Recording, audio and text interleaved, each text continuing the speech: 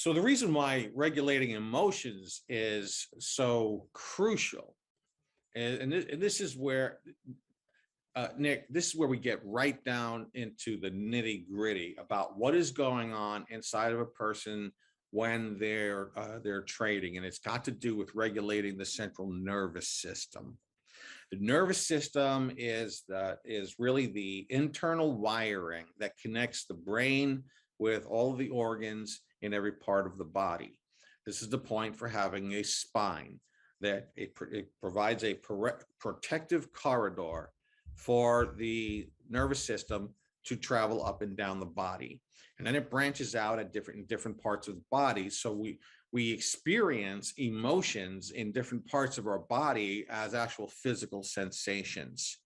What's happening is that the nervous system is moving through the body.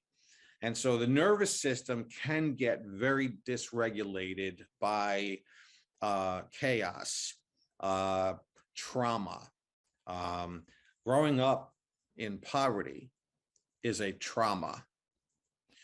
Having a massive amount of your wealth wiped out in one day, such as like what happened during the Great Depression, the crash, or what happened in 2008. Those things are traumas, and that trauma is registered in the nervous system.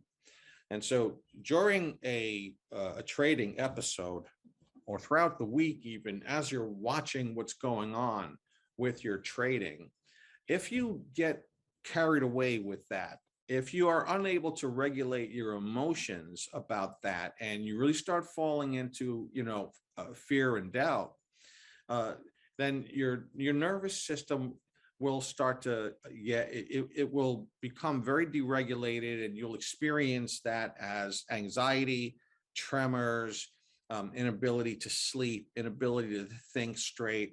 There are certain things that you can do to regulate the nervous system.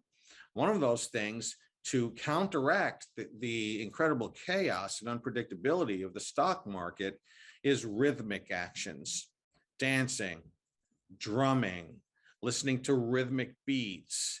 Okay, these kinds of like rhythmic, or even like rhythmic movements, right? Movement and rhythm around all of these things that I'm mentioning here, they start to regulate the nervous system. Working with your breath and actually breathing in a yogic breathing, or Wim Hof breathing, or box breathing, different kinds of breathing practices that I'm going to teach you a little bit later on, that can really help. Just in a couple of minutes of this kind of rhythmic breathing will restabilize the nervous system. Exercising until you're breathing heavy and sweating a little bit, getting outside in nature, spending time with pets. I've got a dog. He's everything in the world to me. And oftentimes I go to him just to get sort of rebalanced. Participating in sort of creativity like art or music and dance, like I said before, and cultivating a spiritual practice.